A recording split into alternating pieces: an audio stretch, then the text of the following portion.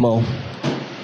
As pessoas leem, o texto que se encontra lá no livro histórico de João, que tendo Jesus tomado vinagre, ele bradou: está consumado. Então, assim, as pessoas leem, falam, mas não entendem, porque as mesmas pessoas que leem, que falam que está consumado, essas mesmas pessoas estão tentando pagar um preço. Então não entenderam o que é de fato estar consumado.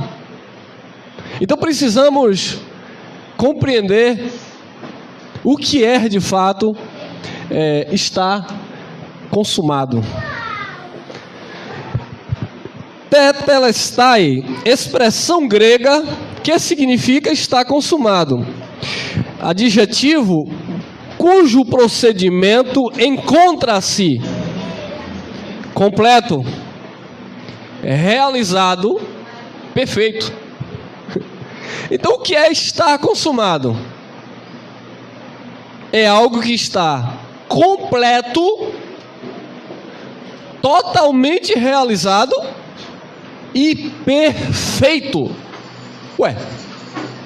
Se está completo, se está realizado e está perfeito, onde é que entra o paga-preço do homem para alcançar ou obter a salvação? Não cabe. Não preenche essa lacuna que o sistema religioso deixa. Se está consumado, está completo, está perfeito, está realizado, está pronto. Então eu não posso, amado, ultrajar o Espírito da graça e pisar no sangue da aliança no qual nós fomos santificados. Porque quem disse isso aqui não é o irmão Elson, não foi o padre, o pastor. Quem falou isso foi Jesus. Foi Jesus que disse: está consumado, está pronto. Porque para isso ele veio, para no Calvário ele consumar uma eterna redenção. E porque os nossos irmãos, talvez aquele que nos ouve neste dia, nesta gravação, seja pelo Facebook ou pelo YouTube, talvez nossos irmãos estejam se questionando: mas eu que não faço a minha parte, mas eu que não pago o meu preço. Meu amado, se existe um preço para ser pago, não é para a salvação. Existe sim um preço a ser pago, um preço para você renunciar às suas paixões, um preço para você renunciar às influências deste mundo. Sim, é um preço, se podemos classificar assim.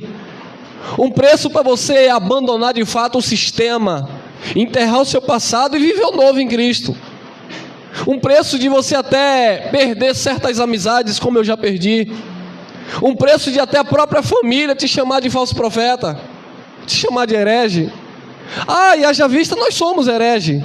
Porque herege é todo aquele que se levanta contra um dogma religioso. Não é contra Cristo, é contra um dogma. E nós nos levantamos contra o dogma da tradição religiosa, que diz que não está consumado, quando a palavra diz que está consumado. Amém? Então o adjetivo o procedimento encontra-se perfeito, completo, realizado.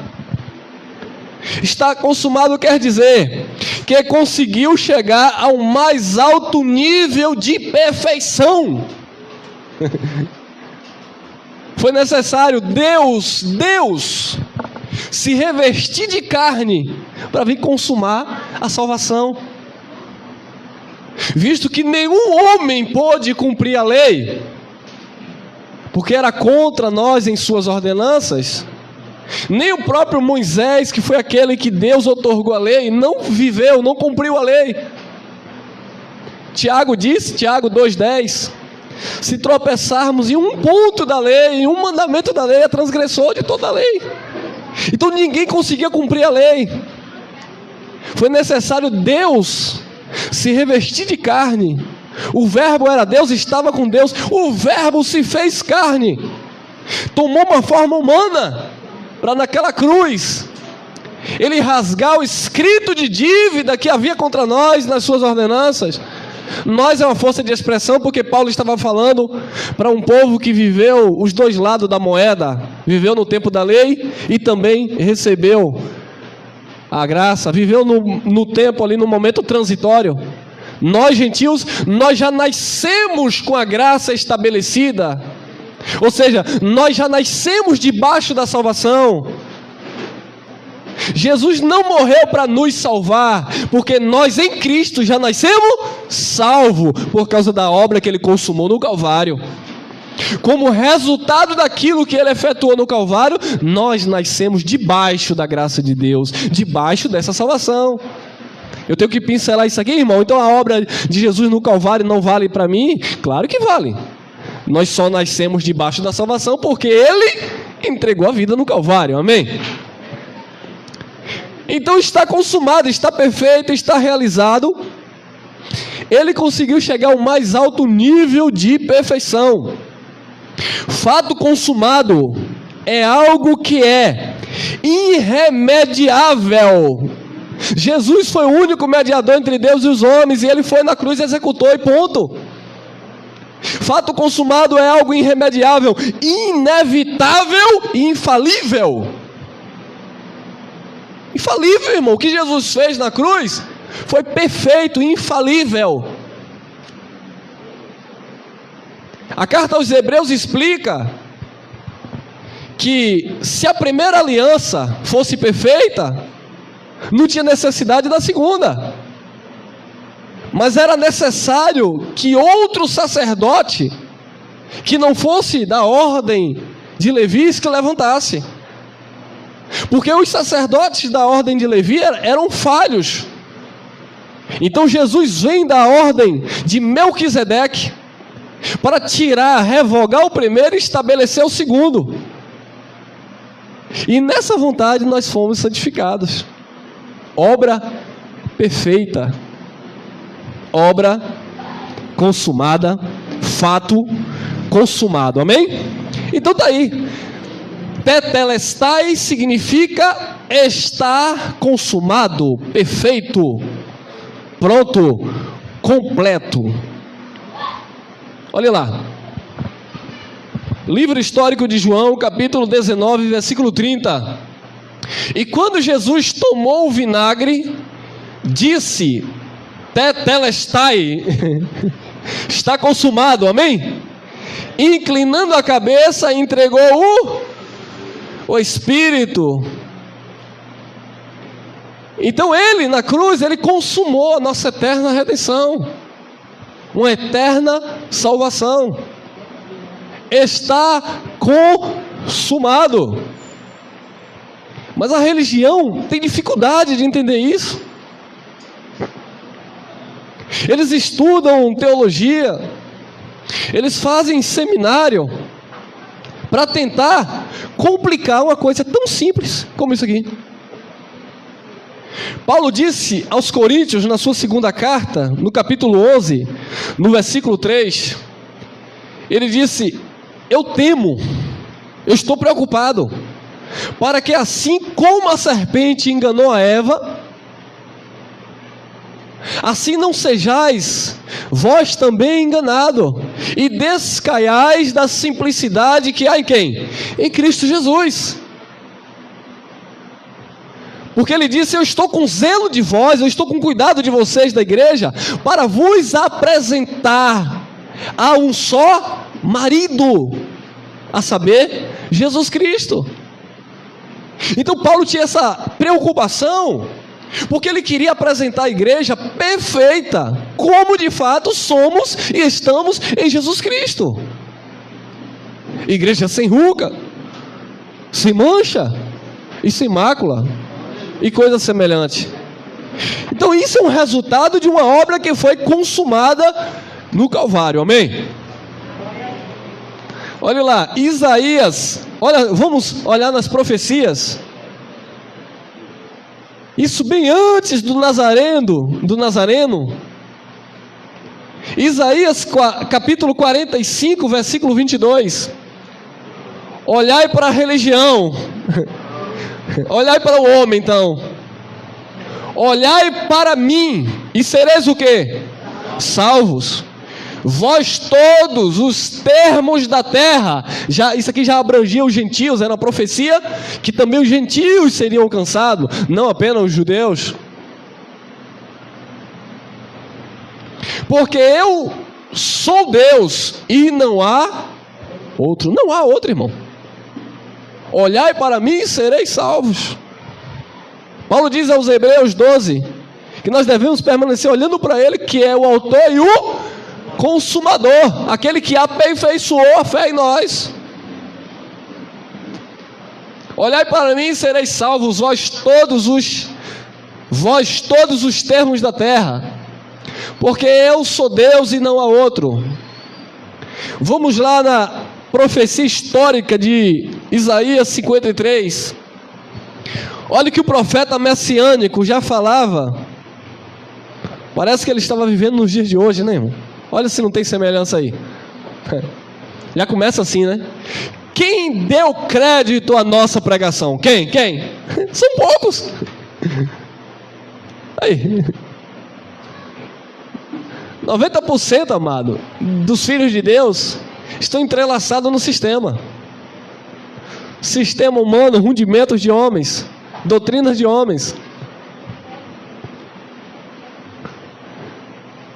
A palavra da graça soa estranho aos ouvidos dessas pessoas, porque elas foram ensinadas, induzidas, foram fascinadas, hipnotizadas a viver misticismos em suas reuniões,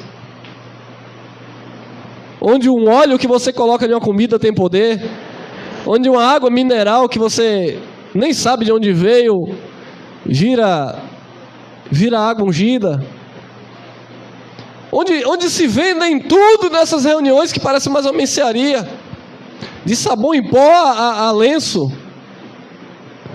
E eu fico olhando perdão a expressão, a cara de pau desses homens, de pregar o texto isolado. Ainda ouvi ontem porque Paulo, ele dava os seus lenços e as pessoas levavam e passavam nas enfermidades, e as enfermidades e os demônios iam embora. Paulo não dava lenço coisíssima nenhuma. O povo que arrancava de Paulo. Aquilo não era doutrina, Paulo não ensinou aquilo. Igreja primitiva, os sinais e prodígios acontecendo, a palavra tinha que correr, era necessário. Eles não tinham as escrituras como nós temos hoje. Então como eles iriam crer? Como eles creriam? Tinha que acontecer algo. Era um ministério lá, os prodígios dos apóstolos. Aí eles querem fazer igualzinho hoje. Como eles não conseguem, aí eles ficam vendendo toalha, vendendo isso, vendendo aquilo, tapeando, né? Enganando o povo de Deus, porque o povo não entendeu que está consumado. Quem deu crédito à nossa pregação? E a quem se manifestou o braço forte do Senhor? A nós. O braço forte do Senhor se manifestou. Aqui estamos nós, porque cremos nesta palavra. 2. Porque foi subindo como renovo perante ele, e como raiz de uma terra seca, não tinha beleza nem formosura. E olhando nós para ele, dizendo Isaías, não havia boa aparência nele, para que o desejássemos. Aí vem Hollywood e coloca um Jesus loiro dos olhos azuis. Aí os nossos irmãos aí da outra religião compram um quadro, colocam em casa e dizem: esse aqui é Jesus. Não havia beleza nem formosura para o que desejássemos. Jesus era um judeu comum. Eu estou falando do Nazareno, não Jesus o Cristo ressurreto, que é Deus. Estou falando do Nazareno, que está falando daquilo que ele ia sofrer. Um judeu comum, talvez narigudo, né, como eles são, cabelos compridos, barbudo. Ele era tão comum que ele andava com seus discípulos, ninguém sabia que era quem, a ponto de quando ele foi traído, Judas teve que dar um beijo para que Roma discernisse quem era Jesus, que ele era muito parecido. A diferença dele não estava na aparência física, estava na sua vida, na sua fala, no seu coração, na sua sabedoria. Mas esse não é filho de José e Maria? Onde foi que ele aprendeu tanto assim? Mas você nem estudou, você nem fez faculdade, você nem estudou teologia. Onde foi que vocês aprenderam isso? Com Jesus. Com o Pai, amém? Não havia boa aparência nele para que o desejássemos. 3. Era desprezado. E como foi o nosso Cristo desprezado? E o mais rejeitado entre os homens. Homem de quê? Homem de mansões. Não, porque para ser de Deus tem que ter jatinho, templo luxuoso, Hilux. Que Hilux? Hilux é pensamento de pobre. Mercedes, BMW. Ah, lá Jesus lá. Homem de dores, experimentado nos trabalhos, e como um de quem os homens escondiam o rosto, era desprezado e não fizemos dele caso algum. Lembrando quem está falando é Isaías. João capítulo 1, versículo 11. Ele veio para os seus e os seus não fizeram dele caso algum. Blasfemas! Por quê? Se dizem ser Deus ou igual a Deus. Mas está escrito na vossa lei, vós sois Deus. Não, não é bem assim. E assim está hoje. Não estão fazendo caso algum da palavra consumada no Calvário. 4. Verdadeiramente Ele tomou sobre si as nossas enfermidades. Verdadeiramente Ele tomou sobre si as nossas enfermidades, vírgula. O que é que o sistema religioso ensina? Se você está doente, venha para a campanha da cura. E nessa campanha, eu vou lhe dar um lenço ungido com suor. E você vai levar e você vai passar esse lenço. E eu, que eu não sou bobo nem nada, né? Eu vou usar o texto isolado e dizer que verdadeiramente Ele levou as nossas enfermidades. Quem crê? E o povo, amém. Aí o povo vai lá, leva o lenço. Depois leva o envelope, porque tem que pagar o lenço, né, irmão? Não é de graça. Porque leram para ele isso aqui, mas não está escrito, irmão, tá? Mas de que enfermidade o texto está falando? É enfermidade física?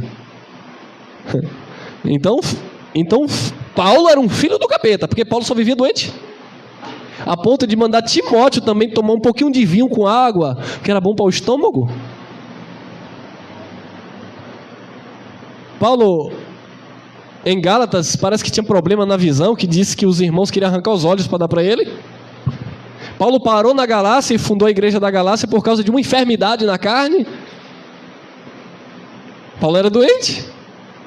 Paulo andava com um médico chamado Lucas, que escreveu Atos, que cuidava de Paulo. Então tem alguma coisa errada. Não tem nada de errado. Está errado é o sistema que não entendeu o que leu.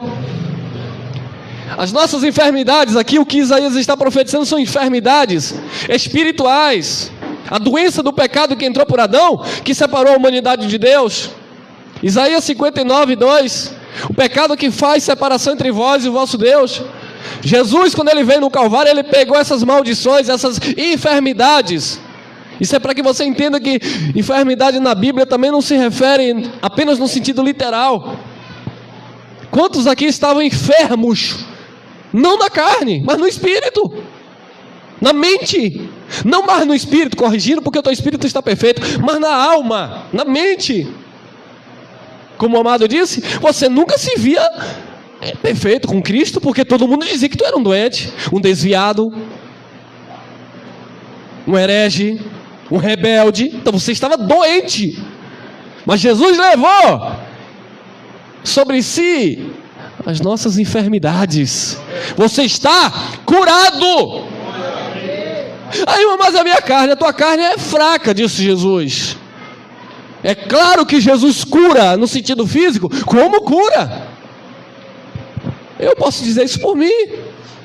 Claro que Jesus cura um aidético, uma pessoa de câncer. Jesus cura tudo o que Ele quiser. Eu não posso usar esses textos como doutrina e dizer que aqui é a igreja do milagre. Que milagre, irmão? Aí as pessoas são atraídas por causa disso, porque quer se livrar de uma dor de cabeça, de uma dor na perna, e nunca conhece verdadeiramente o amor de Deus e a sua palavra, porque fica preso a fragmentos. Verdadeiramente Ele tomou sobre si as nossas enfermidades e as nossas dores, levou sobre si, e nós o reportávamos por aflito e ferido de Deus e oprimido. Se Ele é de Deus, por que Ele está levando isso sobre si? 53:5. Mas Ele foi ferido por causa das nossas transgressões e moído por causa das nossas iniquidades. Cadê a doença aí? Cadê a enfermidade aí? A enfermidade aí é o que? Transgressão e iniquidade. Então a enfermidade lá são as transgressões e iniquidades. Pecado. E Ele foi ferido e moído por causa das transgressões e das iniquidades. O castigo, lembrando sempre que isso aqui está falando antes de Jesus nascer, tá bom? Há 730 anos, bem antes de Jesus nascer. O castigo que nos traz a paz estava sobre... Quem está em paz aqui? É porque estava lá sobre ele os castigos. Estava sobre ele, e pelas suas pisaduras fomos o quê? Quem é sarado aqui? Quem é sarado? Ser sarado, curado. 6. Todos nós andávamos desgarrados, como ovelhas. Cada um se desviava pelo seu próprio caminho. Assim estávamos nós no sistema ali. Não presta, eu vou para aquela outra, aquela não dá, eu vou para outra, a campanha não deu certo, eu vou para o jejum não vai, eu vou para o monte não deu certo, eu vou para a escada não deu certo. Todo mundo anda desgarrado pelos seus próprios caminhos. Assim estava o povo lá de Israel. Mas o Senhor fez cair sobre ele a iniquidade de nós todos. Caiu tudo sobre Jesus. Todas as maldições caiu sobre Jesus. Isso é para você valorizar o está consumado de Deus. Paulo disse aos Gálatas 3:13: maldito todo aquele que for pendurado no madeiro. Ele levou todas as maldições. O irmão hoje vai ter culto de libertação. Libertação de quê? Se ele levou na cruz as maldições. Quem vai para culto chamado culto de libertação é uma pessoa que se vê em pecado, indigno, e não entendeu que a obra foi consumada. Aí vive procurando essas coisas. Água ungida, a mão na cabeça do homem de Deus, e lenço e rosa. Por quê? Porque se vê em maldição. Se vê antes da cruz, se vê antes da obra que foi consumada. Nós não, nós estamos em Cristo Jesus. Todos nós andávamos desgarrados como ovelhas, cada um se desviava pelo seu caminho, mas o Senhor fez cair sobre ele a iniquidade de nós todos. 7. Ele foi oprimido e afligido, mas não abriu a sua boca, como um cordeiro. E ele foi, disse João, eis aí o cordeiro de Deus, que tira o pecado do mundo. Como um cordeiro foi levado aonde? Ao matadouro, à cruz. Como o cordeiro foi levado ao matadouro, e como a ovelha muda perante os seus tosqueadores, assim ele não abriu a sua boca. 8. Da opressão e do juízo foi tirado. E quem contará o tempo da sua vida? Porquanto foi cortado da terra dos... ia morrer. Pela transgressão do meu povo ele foi atingido. Por causa do pecado do seu povo ele foi atingido. 9. E puseram a sua sepultura com os ímpios e com o rico na sua morte, ainda que nunca cometeu injustiça, nem houve engano na sua boca. Cordeiro, perfeito, o Cordeiro de Deus imaculado, perfeito, foi lá no Calvário e consumou a eterna redenção. 10. E aí, irmão? E Deus? Todavia, ao Senhor agradou moê-lo. Imagine. Aí você entende quando Jesus está orando no Getsemane e o seu suor, né, porque ele estava ali como filho do homem. Era Deus, sim, mas revestido de carne. Ou seja, Jesus de Nazaré, o filho do homem. Ele estava... Jesus não era 50% Deus e 50% homem. Jesus de Nazaré, ele era 100% Deus e 100% também homem. Amém? O Nazareno. Todavia ao Senhor agradou moê-lo. Aí você vê Jesus lá no Getsemane orando, clamando, dizendo: se possível for, passa de mim esse cálice.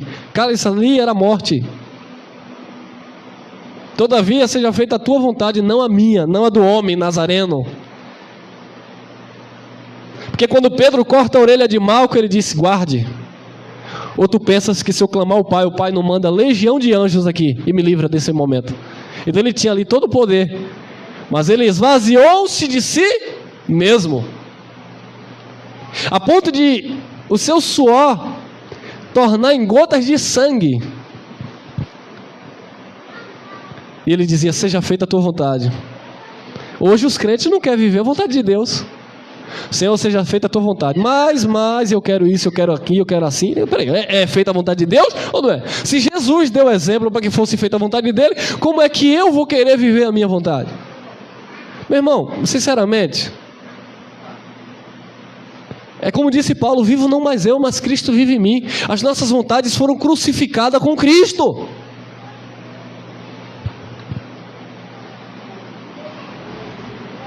Todavia o Senhor agradou moê-lo, fazendo o quê? Enfermar, adoecer, que ele levou. Quando a sua alma se puser, por quê? Por expiação do pecado, verá a sua posteridade, prolongará os seus dias, e o bom prazer do Senhor prosperará na sua mão. Ou seja, por mais que ele sofresse, o resultado do seu sofrimento iria prosperar, iria dar fruto. Olha aí, ele verá o quê? O fruto do trabalho da sua. Ele afligiu a sua alma, mas ele ia ver o fruto. Por isso que Paulo diz que nós devemos dar o quê? Frutos. Romanos 7,4 diz que nós agora vivemos para aquele que ressuscitou. Nós vivemos agora para o outro, a outra manifestação, para que agora demos frutos para Deus.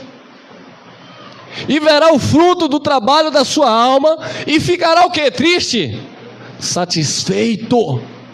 Por mais que ele tenha sofrido, o resultado foi um resultado de satisfação, de alegria. Com seu conhecimento, o meu servo, o justo, justificará a muitos. O meu servo ali é Jesus. Porque, presta atenção, com seu conhecimento, o meu servo, o justo, justificará a todo mundo.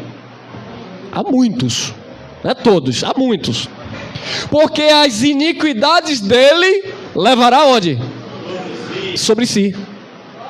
Então Jesus não levou o pecado da humanidade no jejum que você faz, ou que você fazia, numa campanha, num propósito, num projeto da igreja. Essas coisas que eles inventam, irmão. Jesus levou as enfermidades, o pecado sobre si. E aonde foi isso? No Calvário. Lucas 13:31 é um texto histórico, então vamos ter cuidado aí nesse terreno. Lucas 13:31. Naquele mesmo dia chegaram uns fariseus, sempre eles, né? chegaram os fariseus dizendo-lhe: sai, retira-te daqui, porque Herodes quer matar-te. Herodes aqui, amado, não é Herodes do Mateus 2 não, tá bom? Que Herodes do Mateus 2, ele morreu lá, quando Jesus tinha nascido, foi lá para o deserto. Depois que Herodes morreu, aí Deus mandou José com a sua mulher e o menino voltar para Israel. Porque Herodes aqui não é uma pessoa. Herodes aqui é uma hierarquia, é um título.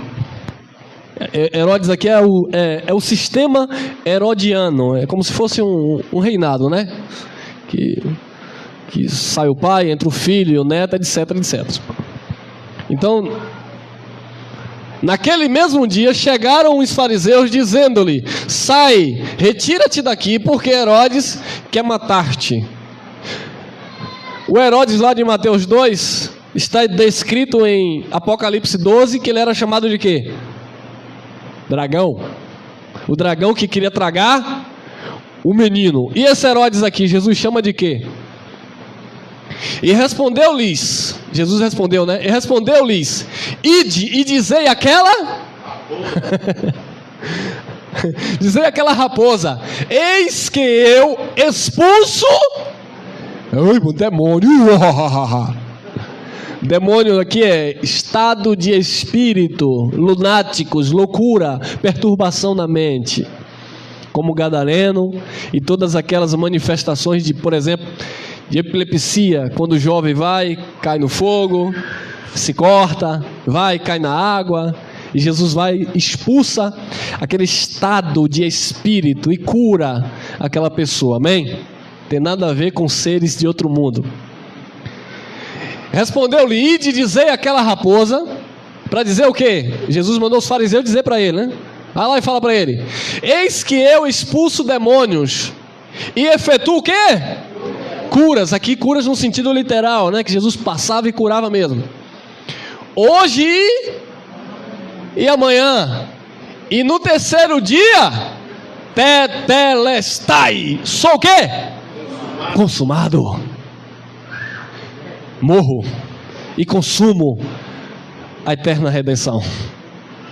Então é para dizer, Herodes, é para dizer, fariseus, aquela raposa lá, Herodes, que hoje e amanhã eu ainda expulso demônios e eu ainda opero curas. E amanhã, terceiro dia, sou consumado. Por que a igreja fica até hoje aí dizendo que está expulsando demônio? Se Jesus disse hoje e amanhã, e no terceiro dia sou consumado. Então, se era para expulsar demônio, como eles vivem fazendo aí, esses caça-demônios aí, eles tinham que voltar lá no passado, na época de Jesus de Nazaré, antes de quê? Do terceiro? Porque Jesus expulsou hoje, naquele tempo, naquela geração, e amanhã, sexta e sábado, por assim dizer. Não, perdão, quarta e quinta, porque no terceiro dia ele foi para o Calvário. Na sexta, né? Ele foi para o Calvário. Então, quando ele foi consumado, não tem mais como expulsar demônios e nem efetuar a cura, porque a profecia diz que ele levou sobre si as nossas dores e enfermidade. Amém? Ô irmão, eu não estou conseguindo pegar o raciocínio não. Pega, porque é pelo Espírito, não é por força não. Não é por violência não. Lucas, eu voltei, né? Foi. Hebreus capítulo 2, versículo 10. Olha lá, irmão, cresça na graça e no conhecimento. Porque convinha que aquele para quem são todas as coisas, e mediante quem tudo existe, trazendo todo mundo, trazendo muitos filhos à glória, consagrasse pelas aflições o príncipe da salvação deles. Olha aí, ó. O príncipe da salvação.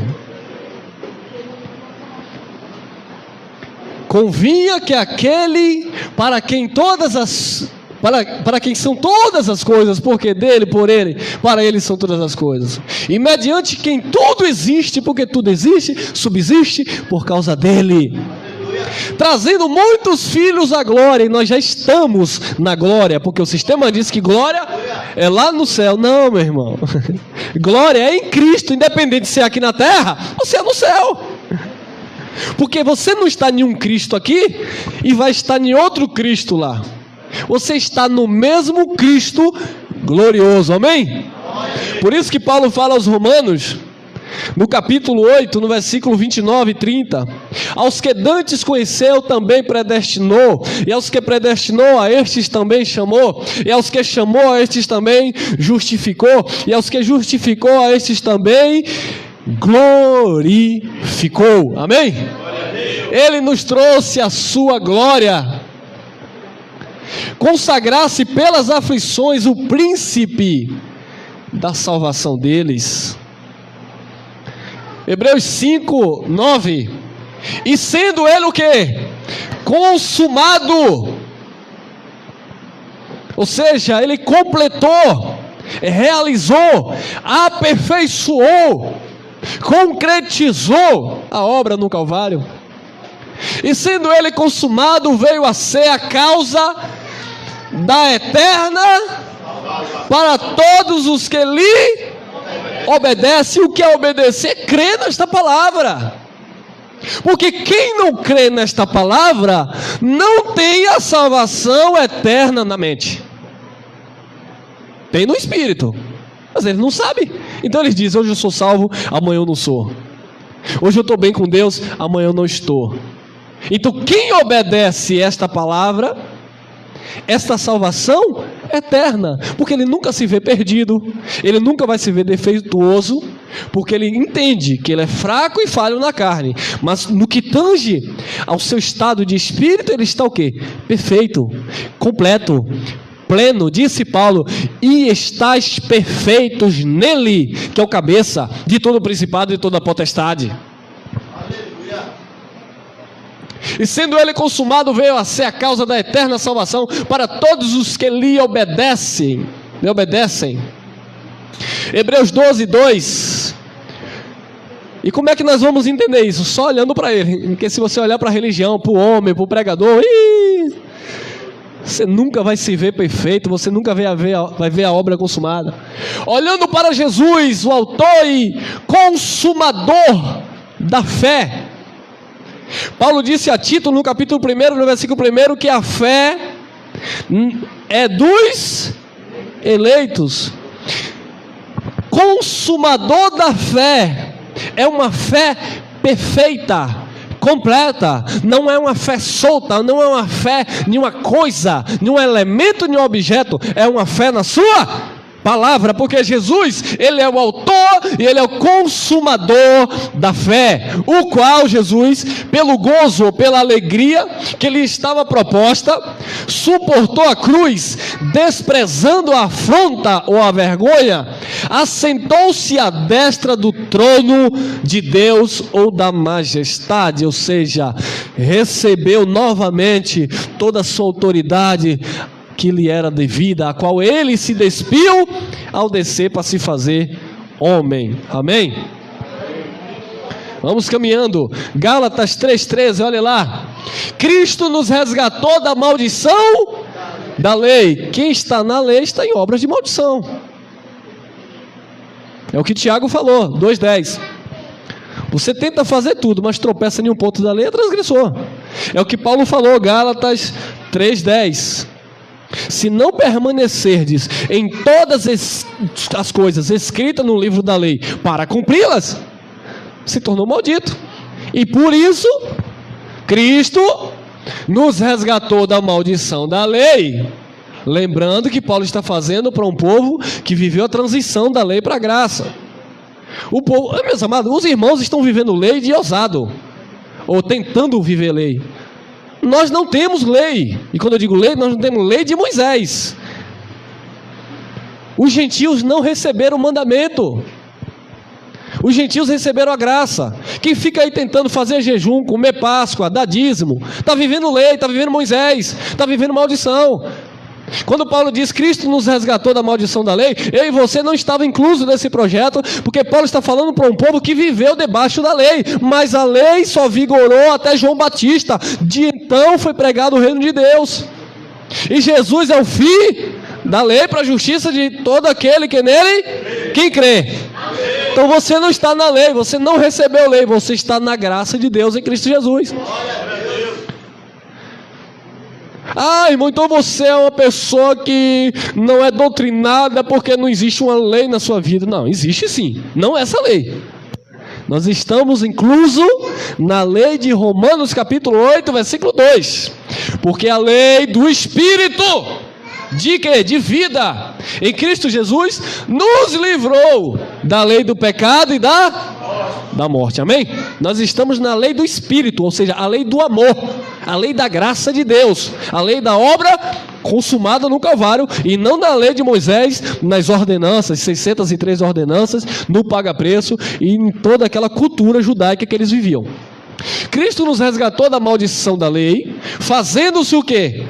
Maldição por nós, porque está escrito, já estava lá em Deuteronômio escrito: maldito todo aquele que for pendurado no madeiro. Deixa eu aproveitar aqui que eu ia explicar em outra mensagem, não expliquei.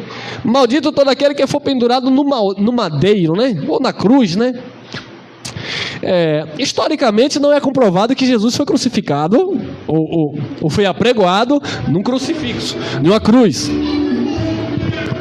O termo grego diz estaca reta,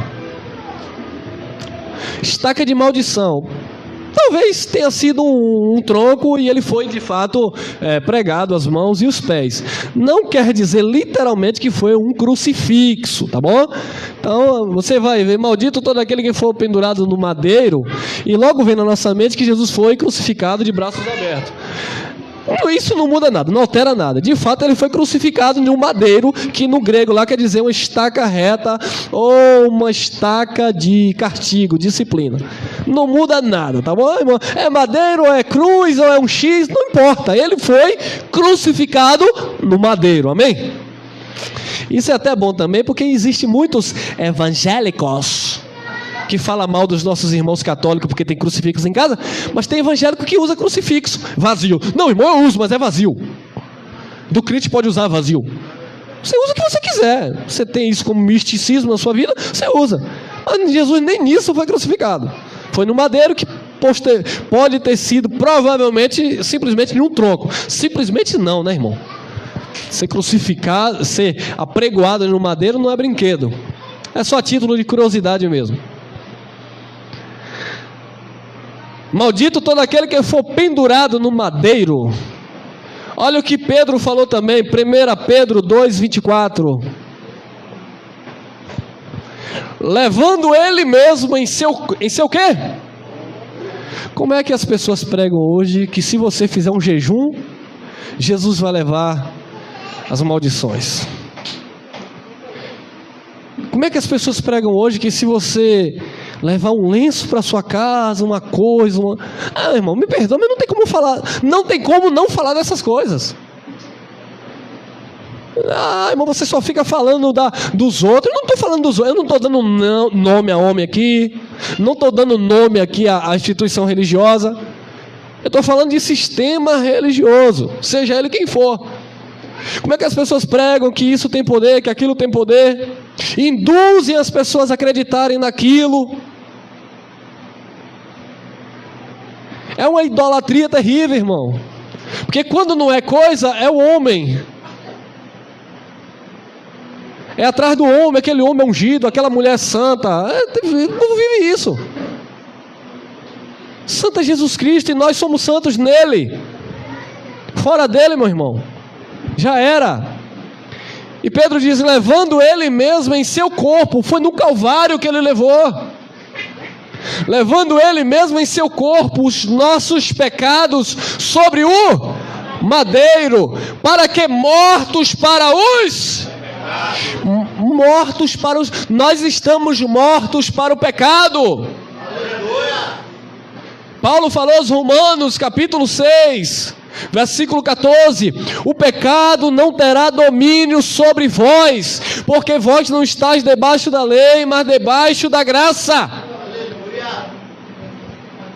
Você está louco, irmão? Como é que você prega que não existe pecado? Meu irmão, oh abençoado, você que prega a Bíblia, você que diz que é um homem de Deus, você que diz que tem ministério tradicional, pentecostal, sei lá o que mais. Se está escrito e nós pregamos o que está escrito, nada podemos contra a verdade, senão em favor da verdade. Se ele disse, Pedro disse, que ele levou em seu corpo, eu acredito que ele levou. E o mundo aí, irmão? O mundo está aí. E as pessoas matando, destruindo um ao outro. Você quer dizer que isso não é pecado? Claro que é pecado. Não é o pecado de origem espiritual, o qual condenava o povo de Deus, o qual impedia o povo de ter acesso a Deus, que Jesus no Calvário levou. O que existe aí é um fragmento, um reflexo daquilo que é carne de Adão. O que existe aí são obras da carne, que é o alvo, que é pecado. Mas não é pecado para maldição, porque a maldição Jesus levou no Calvário. E como consequência desses erros que as pessoas cometem, as pessoas vão colher. Aonde? No espírito? Na carne. O que você semear, você vai colher. Irmão, já que o Senhor pregou essa palavra, que Ele levou em seu corpo os nossos... Está escrito ou não está? Então, se vocês duvidam dessa palavra, rasgue a Bíblia. Olha lá. 1 Pedro 2,24. Levando Ele mesmo, Ele ali é Jesus, em seu corpo, os nossos pecados sobre o... Oh, abençoados, levou ou não levou? Se vocês que vão me ouvir aqui dizem que nós estamos mentindo, vocês estão dizendo que Pedro mentiu e que Jesus também mentiu, e que Paulo mentiu, e que a Bíblia é mentira, e que a obra não foi consumada. Então é isso que vocês estão vivendo, porque vocês estão com a Bíblia na mão e negando a Cristo. Não precisa forçar nada aí, eu só estou lendo. Agora, cabe a cada um de nós nos posicionar. Eu me posiciono dentro desta palavra. Senhor, eu acredito, eu recebo que o Senhor levou sobre si os pecados. Eu recebo esta palavra. Eu tomo posse desta palavra. Eu tomo posse desta palavra. Tem alguém mais para bater palma ou vai ficar só dois irmãos que batem palma? Oi, não. Pensei, né? Então mais pessoas receberam. Tem gente que não recebe, irmão. Não, mas não é bem assim. Colossenses 2,14 está escrito. É só pegar a Bíblia e conferir. Ele rasgou o escrito de dívida que havia contra nós em suas ordenanças, cravando-o na cruz. Romanos capítulo 6. É só ler a Bíblia. Melhor dizendo, lê o Evangelho, porque na Bíblia você vai encontrar muita coisa. Lê o Evangelho. Romanos capítulo 6 diz que o nosso velho homem foi com ele crucificado. Ou não foi? Ô, irmão, então nós cremos nessa palavra. Quando você vai, isso é confessar Jesus. Isto é você orar em linha com a palavra. É você confessar o Evangelho. Quando você começa a confessar esta palavra vai atuando na tua mente, atuando na tua alma, atuando no teu espírito. De repente você se vê perfeito, forte, abençoado, salvo, batizado com o Espírito, porque é isso que você é em Jesus. Então, se você fica ouvindo essas coisas que pregam aí, você só se vê debilitado, fraco, pobre, pecador, miserável, carrapato do cavalo de Jacó. Só se vê assim. Então me perdoe, meus irmãos, eu amo muito meus irmãos em Cristo, mas a maioria não crê no Evangelho, irmão. Não crê porque não entenderam a graça de Deus, não entenderam a palavra do Pai, não crê nas Escrituras. levando Ele mesmo em seu corpo os nossos pecados sobre o madeiro, para que mortos para os... Você tem que se ver morto para o pecado. As tentações estão aí, sempre vai bater na tua porta. Aqui a porta aqui, ó. Se os teus olhos forem bons, todo o teu corpo terá luz. Mas se os teus olhos forem maus, tamanha treva haverá na tua vida. Então aqui é a tua porta, aquilo que você vê, aquilo que você é atraído. O pecado não tem domínio sobre você, mas se você ficar dando atenção, se você ficar preso, se você ficar, alimentando esse sentimento, você vai se ver como um pecador miserável. Mas quando você alimenta a tua mente, a tua alma com a palavra do Pai, você vai se ver perfeito em Jesus Cristo. Olha lá, 1 Pedro 3,18.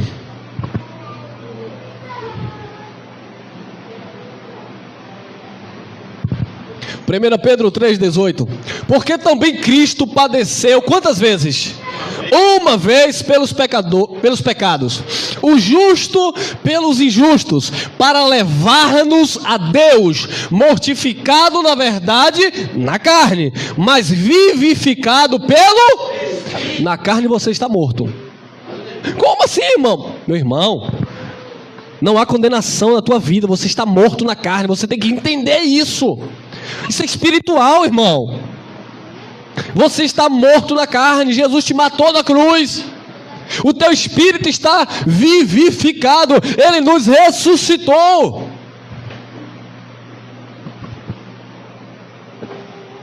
Morto na carne, mortificado na carne. O que está mortificado na carne é você dominar as tuas paixões. Você vê a tentação, você vê o pecado, batendo na porta, as provações, você diz: eu resisto, eu não vou cair nessa, porque essa natureza aqui, ela está morta, ela está crucificada. Você vê, tem nada não, o que é que tem? Então tá, então vai colher, irmão, vai colher. Hebreus 9:11, olha o que diz: mas vindo Cristo, e Ele veio, amém? Mas vindo Cristo, o sumo sacerdote dos bens futuros, por um maior e mais perfeito tabernáculo, não feito por mãos, isto é, não desta criação. 12. Nem por sangue de bodes e bezerros, mas por seu próprio sangue, entrou uma vez no santuário, havendo efetuado uma eterna redenção, irmão. Que conversa é essa de perder a salvação? Ele efetuou uma eterna redenção. Salvação eterna ninguém perde. O que as pessoas perdem é a salvação da alma. Jesus nunca mandou ninguém pregar para salvar espírito. Irmão, você nunca leu não? Jesus chamou Pedro e disse: eu farei de você pescadores de homem. Ou pescador de quê? De almas, pessoas. Você foi chamado para pregar o evangelho, para salvar a mente das pessoas, as almas aflitas das pessoas. Nós fomos chamados para pregar a liberdade àqueles que se encontram escravizados, aqueles que se encontram presos, oprimidos. É o que Jesus disse lá em Mateus 11:28, vinde a mim, vós que estáis cansado, oprimido, sobrecarregado, que eu vos aliviarei. Aprendei de mim, que sou manso e humilde de coração, e acharei descanso para as vossas almas. Então o evangelho salva a tua alma, a tua mente, o teu psique, o teu entendimento. Eu não posso pregar salvação eterna para levar ninguém para o céu, porque isso só Jesus fez e é pela graça. Existem os dois aspectos da salvação. Salvação do espírito é pela fé, Efésios 2:8. Salvação da alma é pela confissão da palavra. Você confessa esta palavra e a salvação atua na tua mente, no teu coração. Hebreus 10:10. Na qual vontade temos sido o quê? Santificados pela oblação, pela oferta do corpo de Jesus Cristo, feita quantas vezes? Uma vez, irmão. Só palavra de Deus, palavra revelada, palavra de sabedoria, que as pessoas desconhecem, desprezam a obra consumada. Efésios 10:14. Porque com uma só ablução, uma só oferta, fez o quê? Aperfeiçoou. É o que a palavra está dizendo, irmão. Eu creio nessa palavra. Aperfeiçoou para sempre os que são santificados. E você está sendo santificado pela palavra nesta manhã. Você está perfeito. Perfeito em Cristo.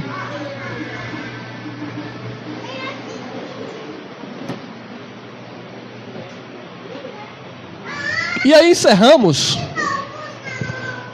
Colossenses, capítulo 2, no versículo 10. Olha o que diz a palavra do Pai. E estais o quê? Perfeitos. De quem? Nele. Na religião você não está perfeito. No homem você não está perfeito. Nos dogmas vocês não estão perfeitos. Vocês estão perfeitos nele, que é o cabeça de todo o principado e potestade.